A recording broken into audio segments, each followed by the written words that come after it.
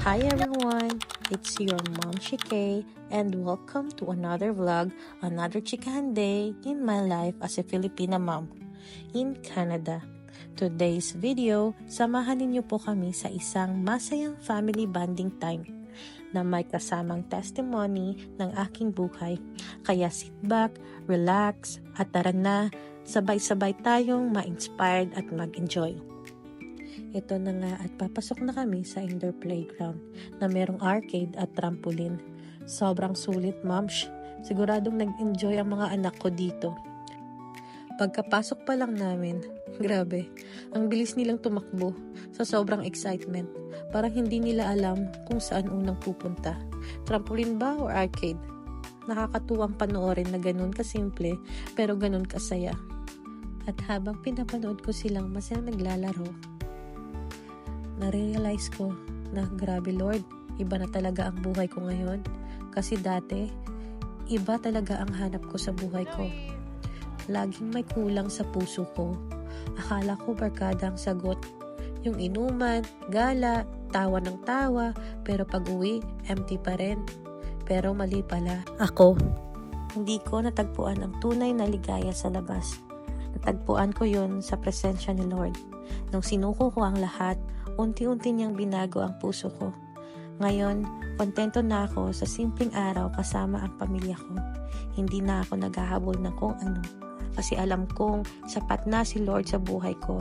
Sabi nga sa Psalm 16 verse 11, "You make known to me the path of life.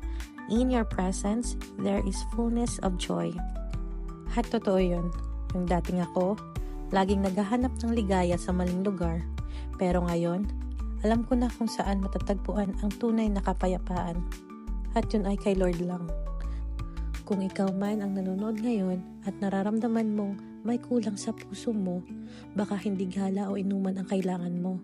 Baka panahon na para lumapit ka rin sa Kanya. At kapag ginawa mo yun, makikita mo ang kapayapaan at sapat na sa puso mo. Habang nagtatapos ang araw namin dito sa playground, hindi lang pagod ang bitbit ko, kundi pasasalamat. Pasasalamat kasi dati, hindi ganito ang buhay ko. Dati ang hanap ko ay pansamantalang kaligayahan. Mga barkada, gala, ingay ng mundo.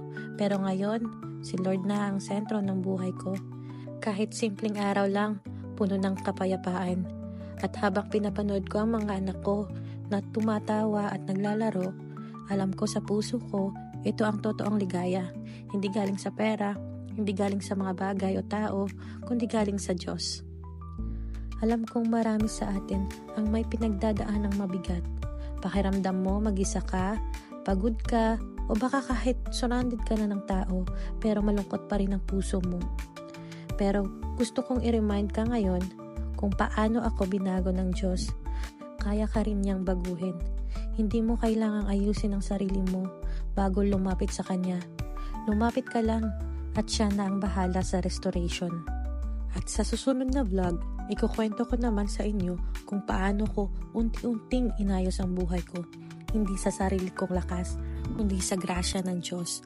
Paano ako nagsimula magdasal, paano ako natutong magpatawad, paano ko natutong mahalin ang sarili ko sa tamang paraan.